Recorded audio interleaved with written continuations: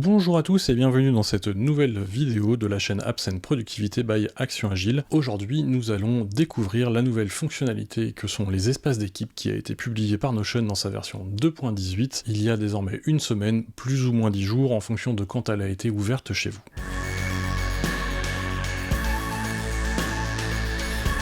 Alors tout d'abord, avant de démarrer, j'avais deux informations à partager avec vous. La première, c'est que je serai présent au NoCode Summit qui se tient le 29 et le 30 septembre à Paris. Si jamais vous y allez également et que vous le souhaitez que l'on s'y rencontre, je vous invite à me contacter par email à l'adresse qui est indiquée en bas de l'écran. Deuxième information, c'est que avant les vacances, j'avais fait un petit sondage sur YouTube pour savoir si vous seriez intéressé par des lives sur la chaîne, et a priori c'était le cas, et du coup j'envisage de lancer un live en fin de mois ou début du mois d'octobre. Alors je vais avoir besoin de vous pour deux choses. La première, c'est que j'ai besoin de savoir à quel moment de la semaine cela vous arrange d'avoir un live sur la chaîne, et la deuxième, c'est que je vais avoir besoin également de sujets à traiter sur le live, en dehors de toutes les questions que vous pourrez me poser, et bien sûr il y aura un grand espace dédié aux questions. J'enverrai une newsletter dans les prochains jours avec un formulaire vous permettant de répondre à ces différentes questions et d'avoir les informations sur le live. Si vous n'êtes pas abonné à la newsletter, eh bien je vous invite à le faire tout simplement en allant sur mon site web. Alors aujourd'hui, nous allons donc parler des espaces d'équipe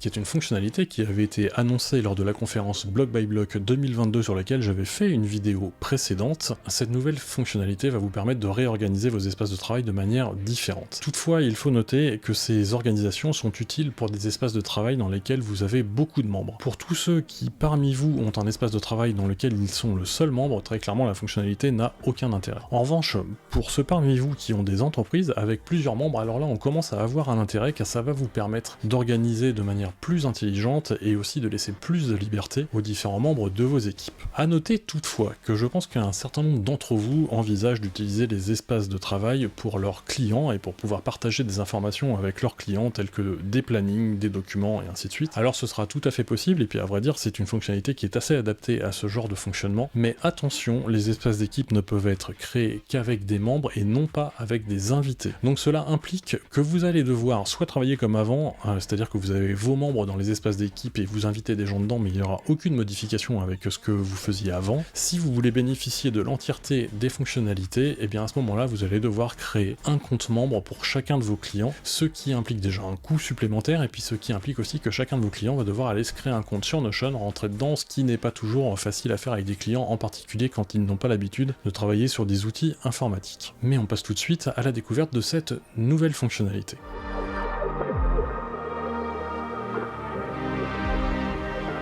La première modification que vous avez sûrement remarqué, c'est cet écran d'accueil que l'on a désormais sur Notion, enfin que l'on a eu sur Notion, on l'a que la première fois, après avoir reçu la nouveauté de la version 2.18, qui vous indique que désormais vous avez donc accès aux espaces d'équipe, également appelés Team Workspace en anglais. Alors ça vous dit plusieurs choses. La première chose, c'est que ici vous avez une petite présentation qui vous montre un petit écran ici de ce que va devenir la barre de gauche que vous avez sur Notion, parce qu'en réalité c'est ça qui change, parce que vous allez avoir la possibilité d'afficher donc des espaces d'équipe, on verra juste après en quoi ça consiste, et vous avez ceux qui vous appartiennent, donc c'est ce qui apparaît sur la partie haute ici, et ceux que vous pouvez rejoindre qui ne vous appartiennent pas, qui sont sur la partie basse ici. Vous avez également une section qui vous indique que vous allez pouvoir créer des espaces qui sont par équipe ou par département, parce qu'effectivement c'est à ça que ça sert, c'est que l'on peut créer des espaces d'équipe, donc le principe c'est que l'on va créer des espaces de travail qui vont être réduits à un nombre limité de membres que vous avez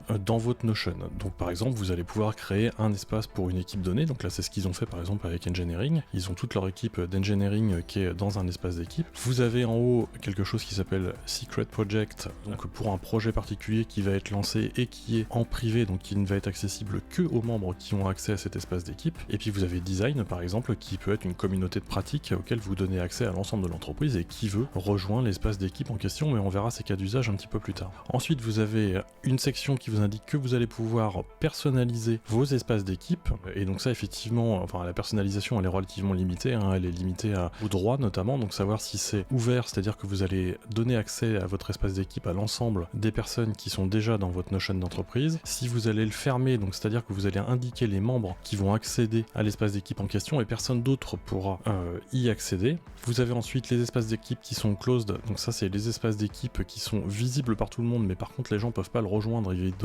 ils doivent faire une demande en fait pour rentrer dans l'espace en question. Donc ça peut être ça typiquement ce qu'on disait tout à l'heure, un espace pour une équipe engineering. Et puis vous avez des espaces privés qui sont les espaces auxquels seuls les membres qui ont été indiqués pourront réellement accéder. Et enfin vous avez une dernière section qui vous indique que vous avez la possibilité de devenir propriétaire des espaces en question. Si le contenu de cette vidéo vous plaît, je vous invite à cliquer sur le pouce bleu juste en dessous, à vous abonner à la chaîne sans oublier de cliquer sur la cloche pour ne pas rater les prochains contenus.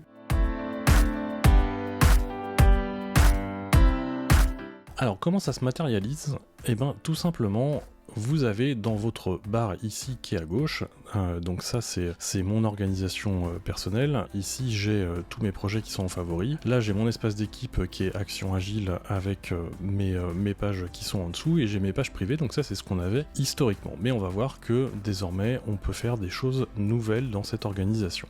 Alors cette nouvelle fonctionnalité, elle apparaît tout d'abord ici dans le menu qui s'appelle tous les espaces d'équipe. Donc quand vous allez cliquer dessus, vous arrivez ici et vous voyez l'ensemble des espaces d'équipe qui sont présents. Donc moi pour l'instant j'en ai encore aucun, et vous avez donc la possibilité d'en rajouter en cliquant ici. Donc là par exemple je peux créer un espace d'équipe, et donc je vais devoir lui donner un nom. Donc par exemple ça peut être un projet confidentiel, et ça tombe bien parce que j'en ai un. Alors vous avez plusieurs possibilités. La première, c'est que vous allez pouvoir faire un espace qui est ouvert, donc c'est-à-dire que cet espace-là, il va être accessible à tout le monde. Donc ça par exemple, c'est très bien pour faire une communauté de pratique dans votre entreprise. Vous avez une communauté de pratique, je vous dis n'importe quoi, sur les méthodes agiles, sur le design, sur la finance, peu importe. Et bien vous allez faire cet espace, et tous les membres qui sont dans l'entreprise et dans votre Notion vont pouvoir rejoindre l'espace en question. Vous allez également pouvoir faire un espace qui est dit fermé, c'est-à-dire que vous allez créer votre espace, il va apparaître pour tout le monde, mais comme c'est indiqué dans la description, les gens vont pouvoir le rejoindre, en tout cas pas tout seul. Et enfin, vous avez une dernière possibilité, mais vous le voyez, c'est réservé aux gens qui ont un abonnement entreprise, c'est la possibilité de faire un espace qui est un espace privé, et qui donc ne sera accessible que aux personnes qui sont indiquées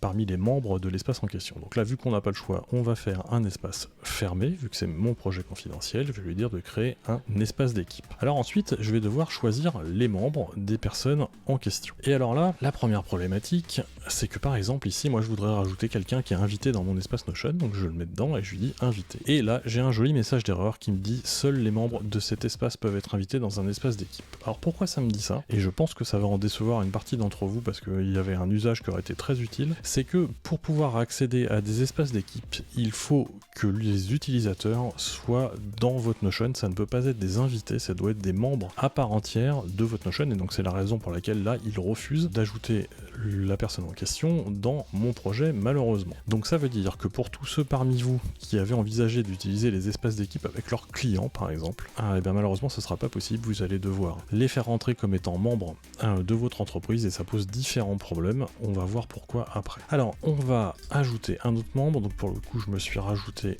un utilisateur dans mon espace, donc c'est moi-même sur mon espace perso, et hop là je l'ai rajouté à l'espace de travail. Je vais malgré tout rajouter un nouvel espace qui va être un espace public, ou on va plutôt l'appeler communauté de pratique agile, ça sera peut-être plus parlant. Et vous voyez, quand on fait ça, là c'est pareil, il faut rajouter les membres, mais on n'est pas obligé, on peut faire ignorer. Alors une fois que vous avez fait ça, et ben ce qui va se passer, c'est que là vous allez voir ici sur la partie gauche les différents espaces d'équipe que vous avez créés. Et si on revient sur la barre latérale, vous voyez ce qui s'est passé, c'est que j'ai toujours mes favoris qui sont en haut, que je vais refermer, et puis alors là maintenant j'ai une section qui est espace d'équipe dans laquelle je retrouve mon projet confidentiel, ma communauté de pratique, et je retrouve ce que j'avais avant, qui en réalité a été converti en un espace d'équipe public auquel tous les membres ont accès. Donc ce qu'on va faire, c'est qu'on va aller se connecter avec un autre utilisateur, donc en l'occurrence avec mon compte privé, pour voir ce que ça donne d'un point de vue autrement. Alors voilà, donc là je suis connecté avec mon compte perso, donc vous voyez c'est indiqué ici, qui est mon adresse mail perso, et donc je suis connecté sur l'espace de travail Action Agile, duquel je suis membre. Et donc ce que je vois en me connectant avec cet utilisateur, c'est plusieurs choses. D'abord je vois Action Agile ici, qui est l'espace par défaut, donc celui-là je le verrai tout le temps, et c'est là où je veux insister. Si vous envisagez de faire des espaces d'équipe pour vos clients, c'est qu'ils vont arriver avec l'espace d'équipe auquel vous leur avez donné accès, mais aussi avec l'espace par défaut. Donc faites bien attention à ne pas faire apparaître des informations importantes dans cet espace par défaut, mais en soi c'est un petit peu de configuration et c'est pas forcément compliqué à faire. Et ce qu'on voit ensuite, c'est le projet confidentiel sur lequel j'ai été invité, et donc là j'ai bien accès à tout ce que je veux faire, et j'ai la possibilité de modifier les pages qui sont à l'intérieur. Par contre, vous voyez, je n'ai pas le projet public qui apparaît, étant donné que je n'ai pas été rajouté comme membre. Par contre, moi, avec mon compte perso. Donc là, ce que je vais pouvoir faire, c'est toujours la même chose, aller voir tous les espaces d'équipe. Et donc là, je vais voir l'ensemble des espaces qui sont dans l'entreprise. Donc je vois que j'ai accès à l'espace par défaut, donc action agile, que j'ai accès au projet confidentiel, puis je vois aussi qu'il y a ici un autre espace qui s'appelle communauté de pratique, et celui-là m'intéresse, donc je peux cliquer sur rejoindre, et à ce moment-là, automatiquement, je vais rejoindre cet espace de travail sans que le propriétaire ait eu besoin de m'ajouter dedans. C'est en ça que c'est pratique pour les communautés de pratique d'avoir ce genre d'espace d'équipe.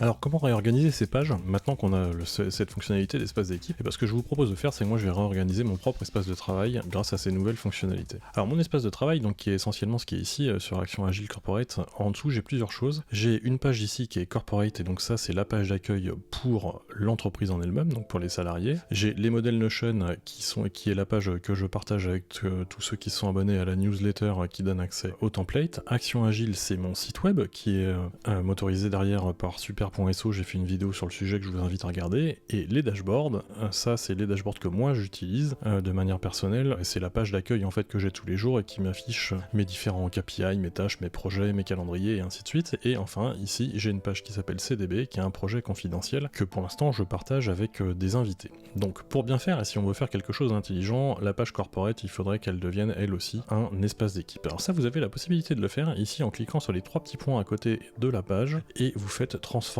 en espace d'équipe. Donc là c'est ce qu'on va faire, on va lui dire tu vas me créer un espace d'équipe, et là il va demander les membres auxquels je donne accès à cette page là. Donc là pour l'instant je vais pas rajouter de membres.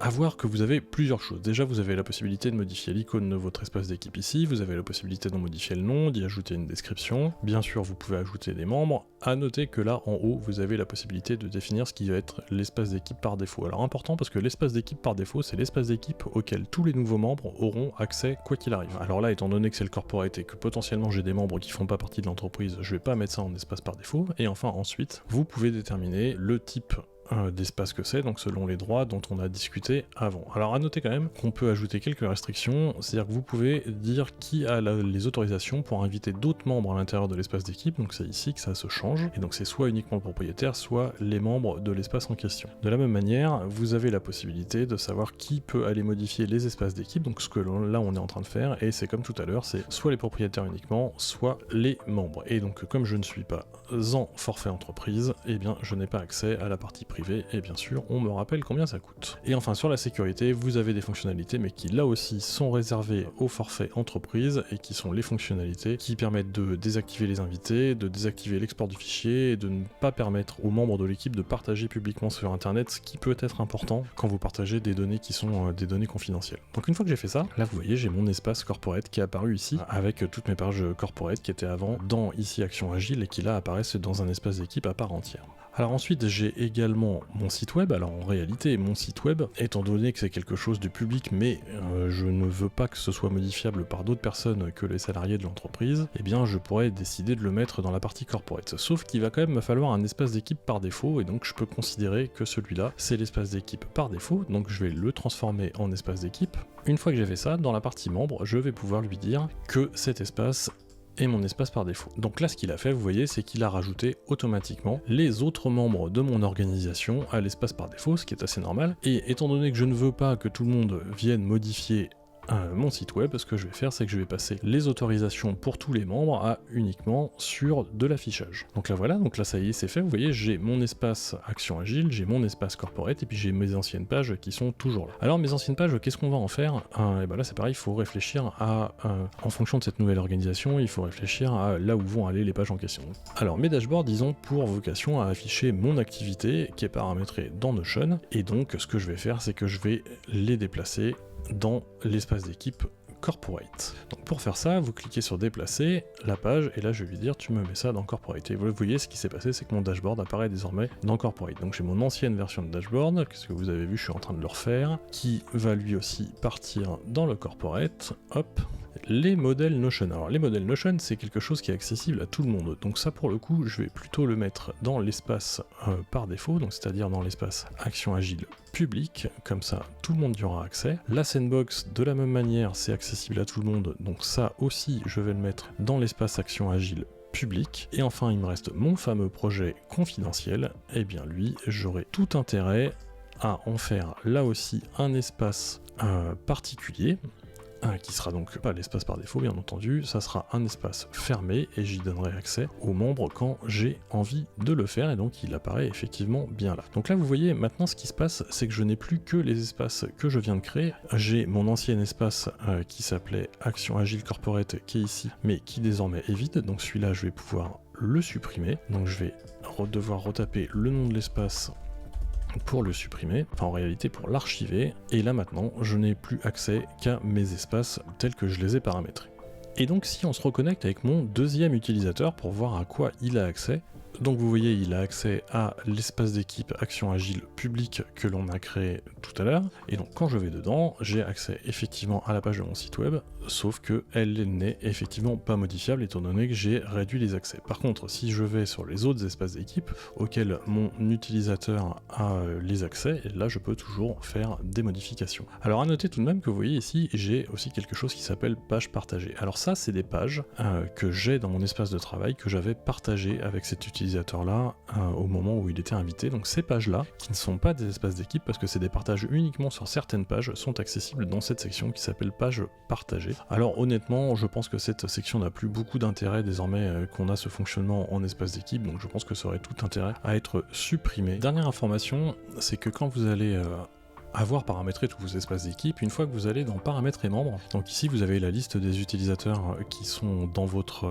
espace Notion, et vous avez une information qui est importante, c'est que ici sur chaque membre vous voyez les espaces auxquels ils accèdent, et donc ça vous permet de contrôler les autorisations pour tout le monde, ce qui est plutôt important à avoir, notamment pour vous assurer que toutes les autorisations sont correctes. Donc ici vous avez la liste des utilisateurs qui sont dans votre espace Notion, et vous avez une information qui est importante, c'est que ici sur chaque membre, vous voyez les espaces auxquels ils accèdent, et donc ça vous permet de contrôler les autorisations pour tout le monde, ce qui est plutôt important à avoir, notamment pour vous assurer que toutes les autorisations sont correctes.